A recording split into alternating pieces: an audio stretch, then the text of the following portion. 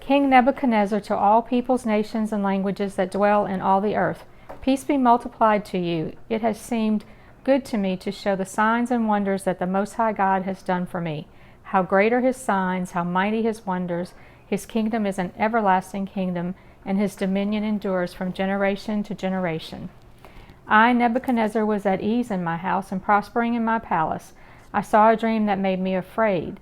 As I lay in bed and the fancies and the visions of my head alarmed me, so I made a decree that all the wise men of Babylon should be brought before me, that they might make known to me the interpretation of the dream. Then the magicians, the enchanters, the Chaldeans, and the astrologers came in, and I told them in the dream, but they could not make known to me its interpretation. At last Daniel came in before me, he who was named Belshazzar, after the name of my God, and in whom is the spirit of the holy gods. And I told him the dream, saying, O Belshazzar, chief of the magicians, because I know that the spirit of the holy gods is in you, and that no mystery is too difficult for you, tell me the visions of my dream that I saw and their interpretation. The visions of my head as I lay in bed were these. I saw and behold a tree in the midst of the earth, and its height was great. The tree grew and became strong, and its top reached to heaven, and it was visible to the end of the whole earth. Its leaves were beautiful, and its fruit abundant, and in it was food for all. The beasts of the field found shade under it, and the birds of the heavens lived in its branches, and all the flesh was fed from it. I saw in the visions of my head as I lay in bed, and behold, a watcher, a holy one, came down from heaven. He proclaimed aloud and said thus, Chop down the tree, lop off its branches, strip off its leaves, and scatter its fruit. Let the beasts flee from under it, and the birds from its branches. But I leave the stump of its roots in the earth, bound by a band of iron and bronze, amid the tender grass of the field.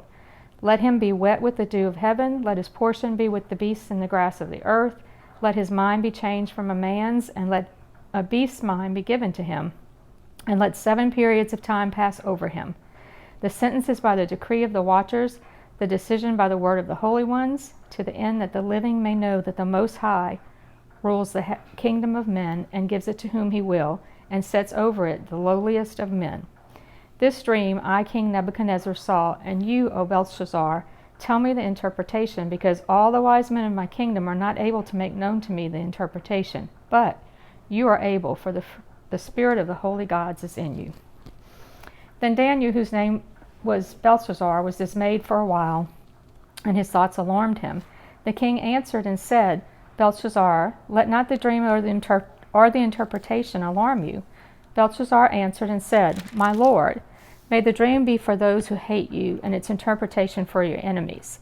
The tree you saw, which grew and became strong so that its top reached the heaven, and it was visible to the end of the whole earth, whose leaves were beautiful and its fruit abundant, and which was food for all, under which beasts of the field found shade, and in whose branches the birds in the heavens lived. It is you, O king, who have grown and become strong.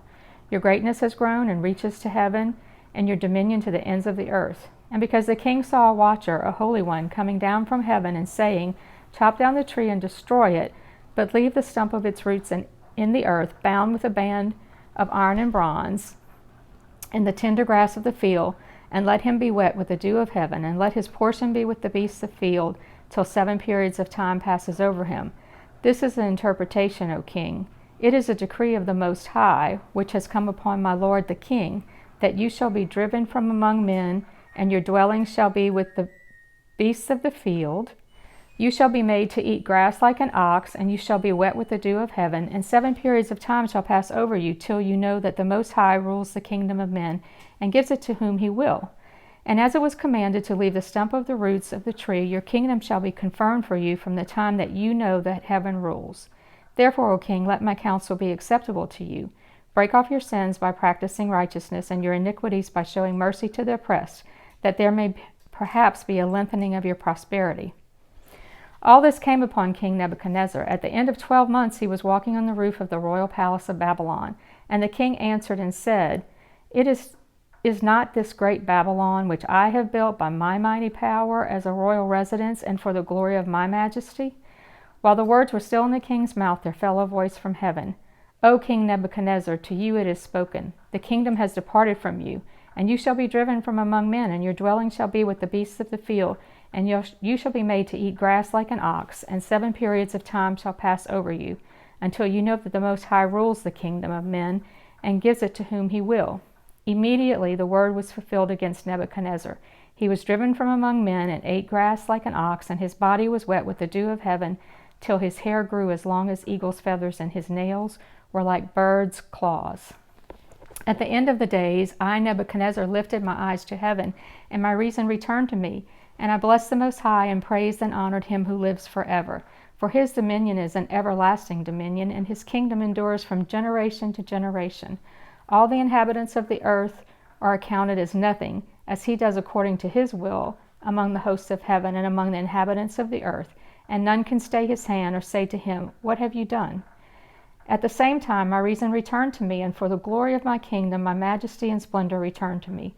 My counselors and my lords sought me, and I was established in my kingdom, and still more greatness was added to me. Now I, Nebuchadnezzar, praise and extol and honor the King of heaven, and all his works are right, and his ways are just, and those who walk in pride he is able to humble.